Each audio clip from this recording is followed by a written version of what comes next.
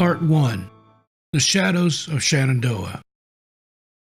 The crisp scent of pine and fresh air filled my nostrils as I set off on a weekend hike through the sprawling Shenandoah National Park. I'd taken a long weekend, and it was a much-needed escape from the noise and chaos of Washington, D.C., where I spent most of my days hunched over a computer screen as a software developer. But out here, in the midst of nature's beauty, I felt alive and free. My name is Alex, and while my job may be in technology, my soul belongs to the great outdoors. Little did I know that this journey would turn into a harrowing nightmare that I'd struggle to escape from. Before the sun had risen on Friday morning, I arrived at the trailhead with my trusty backpack securely strapped to my shoulders.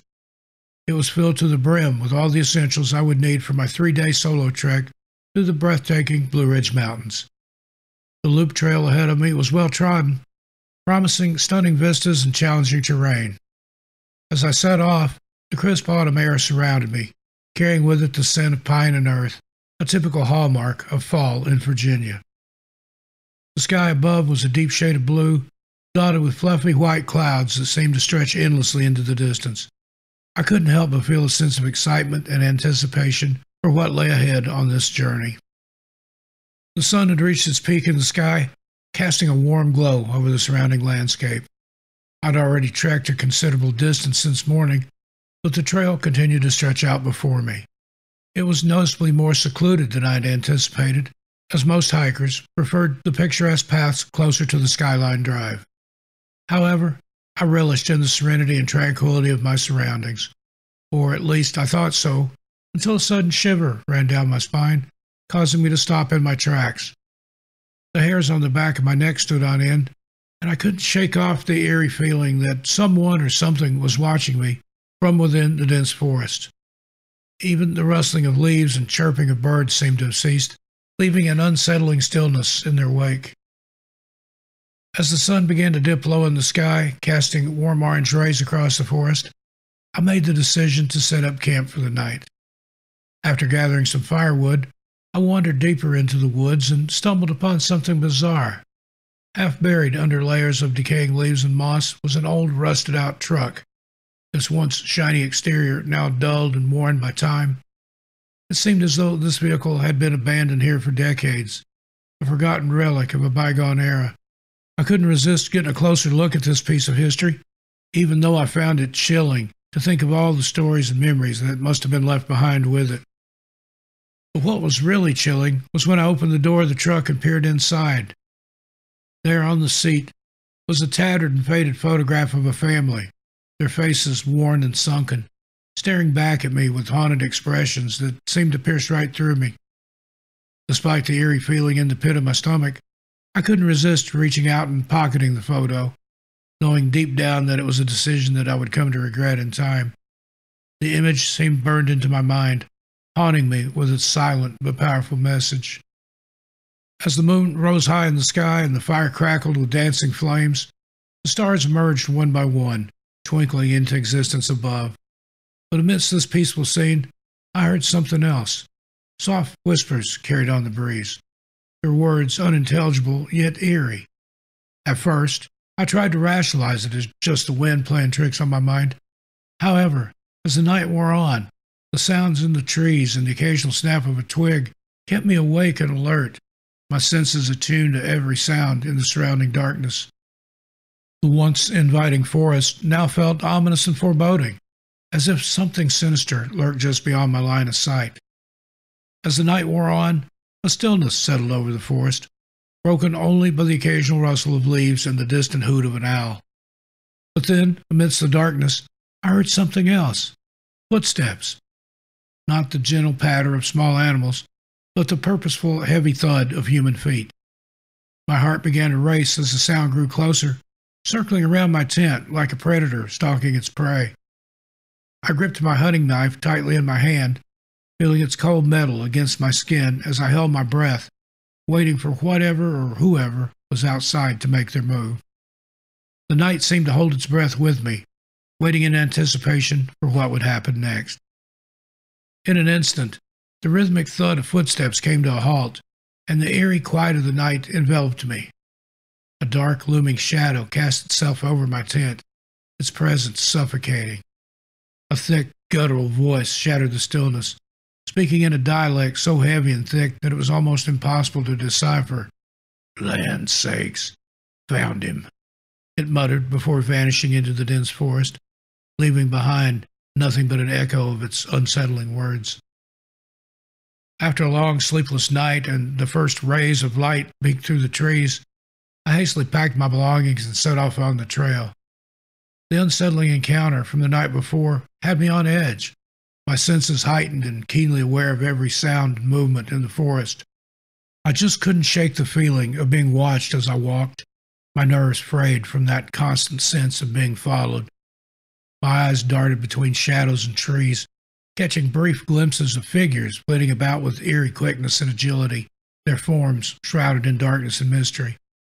The hairs on the back of my neck prickled as I quickened my pace, driven by an uneasy sense of danger lurking just out of sight. Then panic took hold, and I broke into a frantic run, my heart pounding in my chest as I fought against the rough and unforgiving terrain. The branches of the dense forest whipped at my face, leaving stinging red marks in their wake, while treacherous roots threatened to trip me with every desperate step. But I just couldn't stop, driven forward by a primal fear that had taken hold. The fear of being hunted, by something sinister and unknown lurking in the shadows behind me. My lungs burned and my legs screamed for rest, but I pushed on, fueled by sheer terror and adrenaline. As the afternoon sun began to wane, casting long shadows across the forest floor, my weary body stumbled upon an old, dilapidated cabin. It was hidden by overgrown vines and moss, almost blending seamlessly into its surroundings. With no other options left and the darkness looming, I made a desperate decision to seek refuge inside. The once sturdy structure now stood as a crumbling shell, but it was still able to provide some shelter against the elements. As I cautiously stepped inside, I could feel the weight of time bearing down on me. The air was thick with must and decay, and every surface was covered in layers of dust and cobwebs. But what truly caught my attention were the walls. They were nearly covered from floor to ceiling with old newspaper clippings, their once bold headlines now faded and yellowed with age. Each one spoke of a different disappearance in the park, dating back decades. A shiver ran down my spine as I realized I'd stumbled upon something sinister and mysterious. As I read one of the articles, that chill settled over me like a heavy blanket. The unsettling words and eerie details of the missing persons sent a wave of fear coursing through my body. The last known locations of all these seemed to converge on this very area of the park, the same loop trail that I was currently walking on. My heart raced as I realized that I was treading on the same ground where these individuals had vanished, seemingly without a trace. The once serene and peaceful surroundings now seemed ominous and foreboding. Every whisper of wind felt like a calculated threat, sending my mind spiraling with paranoia and dread. As the sun disappeared below the horizon on that second night, a palpable sense of fear settled over the land. The whispers that had haunted me for days returned, amplified by darkness, and now accompanied by the eerie sound of what sounded like a lone violin playing in the distance. The melody was slow and haunting, as if it carried with it a warning of the dangers to come. But even as goosebumps rose on my skin, I couldn't help but be drawn to its mournful beauty. And then came the knocks, gentle at first, like a hesitant visitor. But then they grew more insistent, as if someone or something was determined to break down the solid wooden door that stood between me and whatever lurked out there in the darkness. I barricaded the door with a heavy dresser, my back pressed against it, my entire body now shaking. The pounding continued, the haunting violin melody continued, and a voice called out, "Come out, boy. We just want to talk for a spell." I didn't respond. I froze in place, my eyes fixed on the shadows creeping beneath the door. This siege, I guess you could call it, raged on through the dark hours of the night, the fierce sounds echoing off the trees. As dawn slowly broke, the chaos faded into an eerie stillness. Cautiously, I removed my makeshift barricade and peered out into the forest, now bathed in a soft golden light. The air was thick with tension and uncertainty. I couldn't tell if they were gone or just regrouping. It didn't matter. I knew I had to leave this place behind as soon as possible. Consulting my map and compass, I charted a course straight for the park boundary, my only focus now to escape this nightmare as quickly as possible. The once familiar trails were now unrecognizable, trampled and torn by the chaos of the previous night. But I pushed forward, determined to survive and find my way back to safety. Every noise in the forest scared me. Every snap of a twig had me frantically scanning the dense woods around me. My heart raced with each step, the fear and adrenaline coursing through my veins. As I caught a glimpse of the first marker pointing toward the park's main road, a glimmer of hope flickered within me. Maybe, just maybe, I would make it out alive. The trees seemed to close in on me, branches clawing at me like desperate fingers. My breaths came quick and shallow as I pushed through the underbrush, the faint sound of traffic in the distance beckoning me forward. Finally, reaching the edge of the forest, I merged onto the main road, gasping for air and allowing myself to finally believe that I'd escaped whatever dangers lurked within those woods. I reported my experience to the park rangers, who listened with skeptical ears. They promised to investigate, but I could see the doubt in their eyes. I left Shenandoah and have never returned. The photo I took from the truck remains with me, a haunting reminder of my ordeal. Sometimes, in the quiet of night, I swear I can still hear the soft whispers of the forest and the distant, sad wailing of a violin. Sometimes I wake up screaming, then with the realization that I'm thankfully in my bed, yet I'm still unable to shake the feeling that I left something of myself back in those shadowed woods of Shenandoah.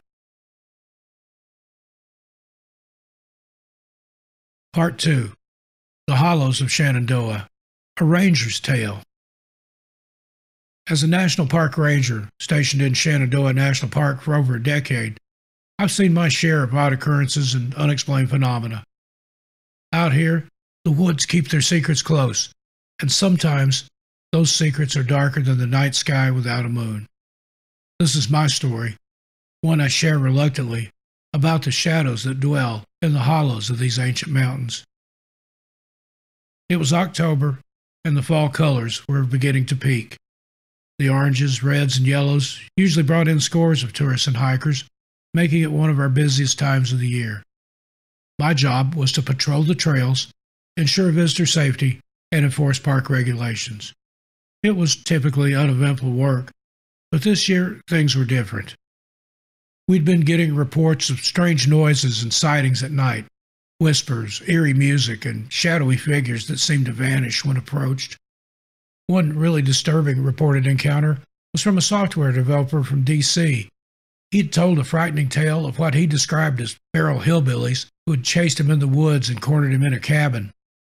I chalked it up to an overactive imagination fueled by the coming Halloween season, but then the disappearances started. 3 different hikers went missing over the course of a couple of weeks. All experienced, all knew the trails well, and all had vanished without a trace. Search and rescue operations turned up nothing. It was as if the earth had swallowed them whole.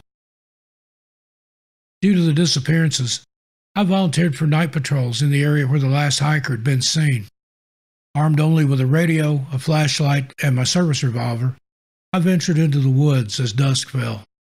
The forest was unnervingly silent. No sounds of wildlife, no wind through the trees. It felt as though the woods were holding their breath, waiting. That night, several hours into my patrol, the silence was broken by a faint violin melody, distant but distinct. This was what the guy from D.C. had reported. It was hauntingly beautiful, yet sent shivers down my spine.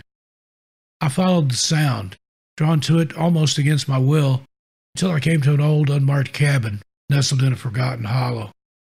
The music stopped abruptly as I approached the cabin. Deciding to investigate, I drew my revolver and pushed open the door. Inside, the air was thick with the smell of decay. Old newspapers and personal belongings littered the floor, creating a patchwork of someone's past life. But it was the pictures on the walls that caught my attention, dozens of them, all of hikers who had reportedly gone missing in the park over the years. The guy from D.C. had described what apparently was this very cabin in his wild tale about the feral hillbillies.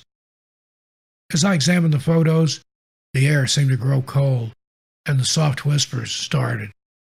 They seemed to come from all around me, overlapping and intertwining until they almost formed complete sentences. Leave. Not safe. We watch. Heart pounding, I stepped back outside, flashlight sweeping the dark woods. That's when I saw them. Figures standing just beyond the tree line, their features obscured by shadows. They were motionless, silent, watching me. I called out, identifying myself as a park ranger and demanding that they step forward. No movement, no response. As I stepped toward them, they retreated, keeping just out of my light's reach. I pursued, but no matter how fast I moved, they seemed to remain a constant distance away. Suddenly realizing this might be a trap, I stopped and headed back to the cabin to radio for backup. But the radio was malfunctioning. Static was all that filled the airwaves. Suddenly, the whispers returned, this time louder, angrier. That weird violin melody resumed, this time frantic and discordant. I felt a deep instinctual urge to flee, so I did. I ran back through the woods, not stopping until I reached my patrol vehicle parked on the main road. Breathing heavily, I looked back at the forest. The music had stopped and the whispers had ceased, but the feeling of being watched remained. I drove straight back to headquarters and reported everything. The next day, a whole team went out to investigate the cabin, but there was nothing there. No pictures, no belongings.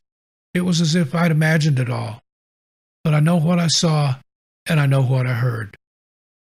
The disappearances continued, sporadically, each case as puzzling as the last. I transferred out not long after, unable to shake the feeling that something malevolent was at play in those woods.